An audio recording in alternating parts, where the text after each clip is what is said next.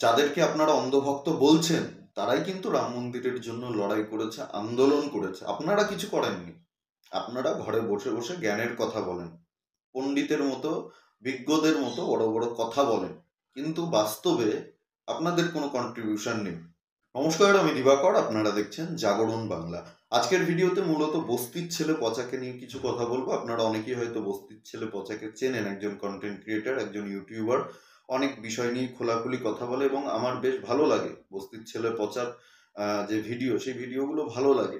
সব ভিডিও যে ভালো লাগে এমন না, কিছু ভিডিও ভালো লাগে, কিছু মতবাদ তার ভালো লাগে, কিছু যুক্তি ভালো লাগে। কিন্তু গতকাল বস্তির ছেলে পচা রাম মন্দির নিয়ে একটা ভিডিও করেছে। রাম মন্দির এবং রাম ভক্ত যারা রাম মন্দির নিয়ে খুব বেশি উৎসাহিত ছিল, মাতামাতি করেছে, তাদেরকে এক কথায় বলতে গেলে রোস্ট করেছে, তাদের নিয়ে খিল্লি করেছে। তো সেটা নিয়ে আমি কিছু বলতে চাই। বস্তির ছেলে পচা এই ভিডিওতে অনেক ভালো কথাও বলেছে। গতকাল যে ভিডিওটা তৈরি করেছে, আপনাদের সবাইকে অনুরোধ করব আপনারা দয়া করে সেই ভিডিওটা দেখবেন, বস্তির ছেলের পচা, এবং তারপরে আমার ভিডিওটা দেখবেন, তাহলে আপনাদের বুঝতে সুবিধা হবে। আসলে বস্তির ছেলে পচা গতকাল তার ভিডিওতে বলেছে যে একটা রাম মন্দির হচ্ছে, এটা নিয়ে এত মাতামাতি করার কি আছে? এত বেশি মাতামাতি তো করা ঠিক নয়। সাধারণ একটা রাম মন্দির, আর তো কিছু নয়। যারা বেশি মাতামাতি করছেন, যারা বেশি এটা নিয়ে উৎসাহী, তারা সবাই অন্ধভক্ত, তারা সবাই অশিক্ষিত, তারা সবাই চোখে দেখে না। ঠিক আছে? তো বস্তির ছেলে পচার এটাই বক্তব্য। তো এই বিষয়ে আমি কিছু কথা বলতে চাই। যাদেরকে বস্তির ছেলে পচা, আমি জানি না আসল নাম কি, ইউটিউব চ্যানেলের নাম বস্তির ছেলে পচা এবং সে নিজেকে বস্তির ছেলে পচা বলেই দাবি করে, তাই আমি বস্তির ছেলে পচাই বলছি। ভালো নামটা জানা থাকলে সেটাই বলতাম। তো যাই হোক, বস্তির ছেলে পচা যে দাবিটা করেছে যে রাম ভক্তরা অন্ধ, যারা এটা নিয়ে মাতামাতি করছে, সাধারণ একটা রাম মন্দির, এটা নিয়ে এত মাতামাতি করার কি আছে? প্রথম কথা, এটা সাধারণ কোনো রাম মন্দির নয়, এটা অযোধ্যার রাম মন্দির, যেখানে ভগবান শ্রী রামচন্দ্র জন্মগ্রহণ করেছিলেন। সেই জায়গায় যে মন্দিরটা ছিল, সেই মন্দিরটা ভেঙে একটা মসজিদ নির্মাণ করা হয়েছিল, যে ইতিহাস মোটামুটি আপনারা সবাই জানেন, যেটা একেবারে পুনরুদ্ধার করা হয়েছে এবং আইনসম্মতভাবে আদালতের মাধ্যমে সংবিধান মেনে পুনরুদ্ধার করা হয়েছে এবং সেখানে একটা মন্দির তৈরি করা হয়েছে। এটা নিয়ে যাদের সেন্টিমেন্ট রয়েছে, যাদের আবেগ রয়েছে, তারা মাতামাতি করবেই। এটা খুব স্বাভাবিক, এটা সাধারণ কোনো মন্দির নয়। আপনার পাড়া, আপনার এলাকাতে তৈরি হওয়া একটা শনি মন্দির বা কালী মন্দির নয়, এটা রাম মন্দির, তাই না? তো স্কুল কলেজ তৈরি হচ্ছে, প্রতিটি সরকারি স্কুল কলেজ তৈরি করেছে, তাই না? এটা নতুন নয় যে স্কুল কলেজ তৈরি হলে কেন আমরা মাতামাতি করি না। মাতামাতি করা উচিত, কে না করেছে মাতামাতি করতে?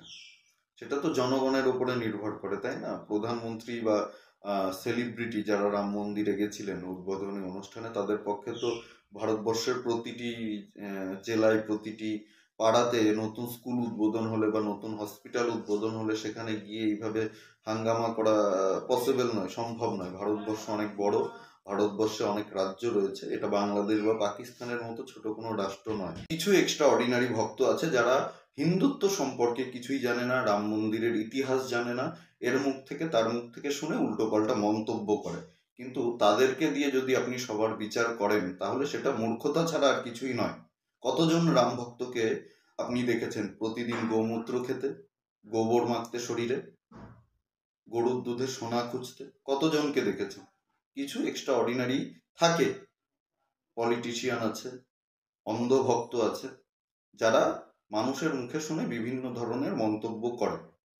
কিন্তু তাদেরকে দিয়ে যদি আপনি গোটা কমিউনিটিকে বিচার করেন, পুরো রাম ভক্তদেরকে বিচার করেন, সেটা অবশ্যই মূর্খতা। রাম মন্দির তৈরি হওয়ার পরে অনেকেই মন্তব্য করছে এই টাকা দিয়ে স্কুল কলেজ হসপিটাল তৈরি করা যেত, কেন এই টাকা দিয়ে রাম মন্দির তৈরি করা হলো, এতে সাধারণ মানুষের কি সুবিধা হবে? বস্তির ছেলে পচা গতকাল তার ভিডিওতে এই মন্তব্যই করেছে। আমি তাদের উদ্দেশ্যে বলতে চাই, বস্তির ছেলে পচাকেও বলতে চাই, যে রাম মন্দির ভারত সরকারের টাকায় হয়নি, আপনার আমার ট্যাক্সের টাকাতে তৈরি হয়নি। যারা রাম ভক্ত তাদের অনুদানে এই রাম মন্দির তৈরি হয়েছে। সাধারণ হিন্দু যারা চেয়েছিল রাম মন্দির হোক, তারাই অর্থ দিয়েছে, তারাই অনুদান করেছে, সেই অনুদানের টাকাতে রাম মন্দির তৈরি হয়েছে। ভারত সরকারের টাকাতে রাম মন্দির তৈরি হয়নি। ভারত সরকারের দায়িত্ব স্কুল, কলেজ, হসপিটাল তৈরি করা, সেটা ভারত সরকার করছে। নদিয়া জেলার কল্যাণীতে এইমস তৈরি হয়েছে, সেখানে গিয়ে সম্পূর্ণ বিনামূল্যে চিকিৎসা করান। যারা এত বছর ধরে ভারতবর্ষ শাসন করেছে তারা কোনোদিন মনে করেনি যে পশ্চিমবঙ্গে একটা এইমসের প্রয়োজন। এই সরকার, বিজেপির সরকার, নরেন্দ্র মোদীর সরকার এটা মনে করেছে যে পশ্চিমবঙ্গে একটা এইমসের প্রয়োজন এবং তৈরি করেছে। কলকাতায় ক্যান্সার হসপিটাল তৈরি করেছে, নতুন নতুন আইআইটি তৈরি হচ্ছে। কে বলেছে এই সরকার স্কুল, কলেজ, হসপিটাল নির্মাণ করছে না? তাহলে কি কল্যাণীতে যে এইমস তৈরি হলো সেটা বস্তির ছেলে পচার দাদু তৈরি করেছে? সব রাজনৈতিক দল যদি খারাপ হতো তাহলে ভারতবর্ষে পাকিস্তান অথবা চীনের ঝান্ডা উঠত। এটা মাথায় রাখবেন। সবাইকে ঘরে বসে দোষ দেওয়া, সবার উপরে আঙুল তোলা খুব সোজা। ভিডিওটি ভালো লাগলে প্রচুর পরিমাণে শেয়ার করবেন, লাইক করবেন, কমেন্ট করে অবশ্যই আপনাদের মূল্যবান মতামত জানাবেন। আর জাগরণ বাংলা ইউটিউব চ্যানেলে নতুন হলে অবশ্যই চ্যানেলটি সাবস্ক্রাইব করে আমাদের পাশে থাকবেন। পাশের বেল আইকনটি প্রেস করে দেবেন, আমাদের প্রতিটি ভিডিওর নোটিফিকেশন আপনার কাছে সবার আগে পৌঁছে যাবে। সবাই খুব ভালো থাকবেন, সুস্থ থাকবেন, আশেপাশে সবার খেয়াল রাখবেন। জয় হিন্দ, বন্দে মাতরম, ভারত মাতা কি জয়।